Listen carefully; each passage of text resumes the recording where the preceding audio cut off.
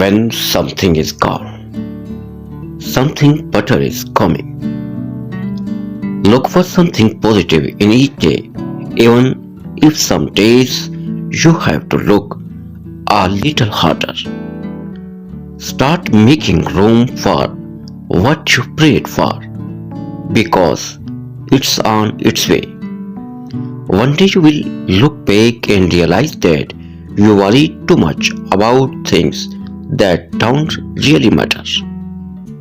Disconnection from certain people can bless your life.